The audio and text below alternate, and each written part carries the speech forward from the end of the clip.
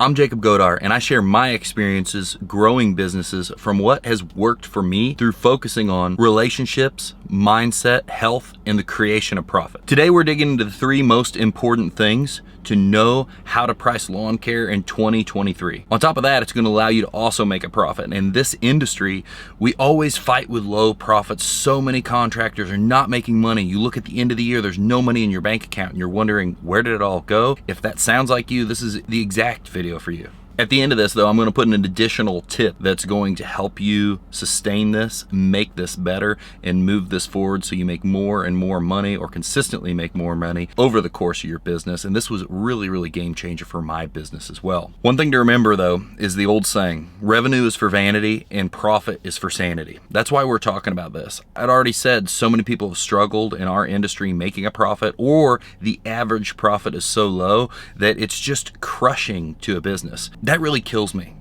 because so many people look at the average and then they become the average instead of pushing to be more, to be better, to be bigger, to be more profitable, to be better to your employees. And that is ultimately what we're setting out to do in this video, like show people how to do that, bring that to their company. Okay, so step 1 in this process is determine the time to cover a certain area of lawn. Now, let's break down what I actually mean by cover a certain area of lawn. When I originally did this process, I looked at my smallest lawn, I looked at a medium lawn, and I looked at my biggest lawns. And we're working off of averages here. We're trying to get this really close, but it's not going to be exact all the time. The whole idea of averaging this out is so it covers all of your lawns consistently. Once I figure out what my small lawn, my medium lawn, and my big lawn is, the next part of that for figuring out how long it takes is not just figuring out how long they take based off of past performance. That means to do this process, if you're new in business, you need to immediately start, even if it's down pen and paper, start tracking how long it takes to mow your lawns and what size those lawns are, so you can start building this data. But not just knowing that, but knowing that there are lawns that are, for example, 20,000 square foot, 20,000 and 20,000 square foot. But this one's easy, the middle one's a little bit harder, and the third one is extremely hard. Looking at the lawns and looking at everything in that batch, in that 20,000 square foot batch, this is just a hypothetical number, and looking at what is easy, what is medium, and what is hard, so you have a range of pricing. And we're gonna talk about that a little bit more when it comes to building everything out and it comes to building your pricing on the very last step of this. But now your goal is to go do some homework. If you haven't started yet, track your times, see how long it takes, so you can find those average 3 lawns and come up with a time that it takes you to complete.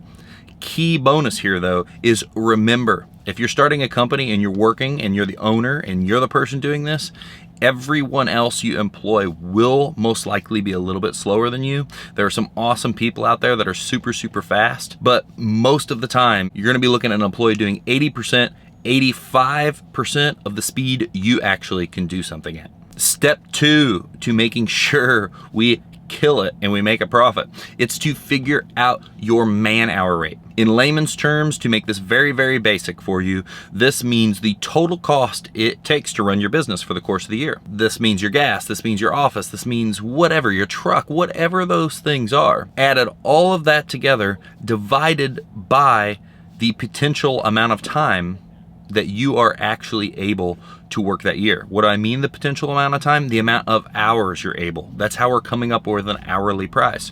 So if we knew that it was gonna cost $10,000 to run our business, we knew that my business operates for 8 months of the season because there's winter, I would take those 8 months, I would look at how many working days there were and look at how many working weeks, say roughly 40 hours a week, and I would do the math. I'll do it on the phone with you right now to help break this down so you have the basis. So many people are mystified by this. I'm giving you easy. This gets much more complicated if you want to really build in some numbers, but let's do that math together. Let's talk about this right now for building out your hourly rate. We said 8 months. I'm gonna say on average there's 4.3 weeks in every month. That is 34.4 weeks. So now let's times that by 40. That means if you're one person, you have 1,376 hours for that season to do all of the work. If we go back to the original number of 10,000, now we divide that by 1,376. If that was the case, that would mean in this hypothetical deal, you would need to do $7.26 an hour. That's the base of what you're doing creating a man-hour rate. Yes, you can get more in depth. Yes, you can go to jacobgodar.com. You can look at our budget creator. You can go to sites like Element and use their budget creator. There are so many different ways to create a budget and looking at overhead recovery. But to keep this simple, that is the gist of creating your hourly rate. Total cost to run the business divided by total hours available to produce work in the year. That's going to give you your baseline. Basically, I give you your break even, and now we're going to add profit from there. Hopefully it's 20, hopefully it's 30, something good, not an industry average of 8 or less. Final step. Now it comes to creating your matrix. Your price matrix. This doesn't have to be complicated. This can be an Excel sheet. This can just be a piece of paper where you say 5,000 square foot lawn ranging from here to here is this. Ranging from here to here is this. Ranging from here to here is this. Earlier we talked about you need your small lawn, your medium lawn, and your big lawn. You should be able to use those numbers and form a template that gets a little bit more progressive pricing as you work through it. And now we have all the information we need. We know how much we need to charge an hour to do the job. So say we came out, and not the 726 on my hypothetical 10,000 divided by 1,300 something hours, but say we came out to $50 a man hour.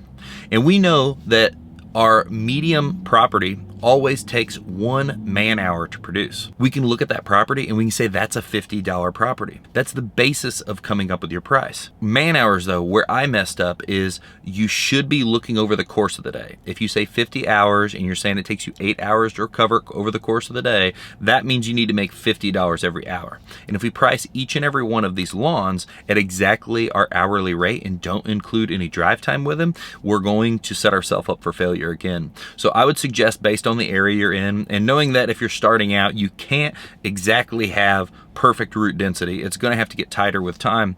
I would immediately assume 5 minutes drive time each way. So if it's an hour property, I would assume 10 more minutes of drive time minimum. And then you're going to tweak and test this as this gets together. So we have our average times to complete a property. We have our man hour rate, and we're applying those together. So the small property takes a half an hour. The medium property takes an hour. The big property takes 2 hours. We're able to easily come up with stuff. That means the small property might be a $25 lawn. Now you're going to say that's way too cheap. That's where minimums come in. So minimums can cover you at 30 or 40 or 50, whatever you want your minimum to be, and then your pricing will tier up from there. Build this out. It doesn't have to be crazy. It doesn't have to be complex. We made ours better and better and better over the time. So each time you tick up 1,000 square feet, now we progress in price. You've already educated yourself on what does it take to produce the work at different levels. And so now you can build a scale of what each 1,000 square foot takes on average. But the key here is not just that scale. It's to have a baseline scale for an easy lawn, a medium scale for a medium lawn, and a hard scale for a hard lawn, meaning an A, B, C pricing structure. You can't just say that's what it always takes. That's why earlier I said when you're doing your numbers, look for slow lawns and fast lawns in the same size. Now we're taking everything together. If that same small lawn that we just said, there was one that was 20,000 square foot, I think I said medium, that's what that was before. Maybe it takes 1 man hour for it to be just an average lawn. But if it's easy, maybe it takes 3/4 of a man hour. And if it's hard, maybe it takes an hour and a half. So this is where we're going to factor all of this in. We're going to have our pricing, and we're going to use all of our numbers together, and then we're going to go each direction. And maybe you find that there's the baseline lawn, and then a little bit harder is 20% more effort, 20% more time, and then hardest is 20% more. You look at all of this, you put this together, and now you have yourself a sheet, a price sheet to make sure you earn money every time. We've taken our man hour rate, we've taken how long it truly takes us. If we didn't know, we started writing them down and learning them really quick. We've taken our drive time, we've added our profit to all of our numbers. Now we're covering ourselves to make sure we make a profit and we can grow our company. So I said I was going to throw a bonus in here at the very end, and if you stayed around for this, please comment. I stuck in for the bonus. All of that's not good enough. It's not perfect. It's not exact. It's not giving you the exact number where it needs to be forever. It's helping you for where you need to be right now, and you need to keep constantly tweaking and adjusting this number as you move into the future.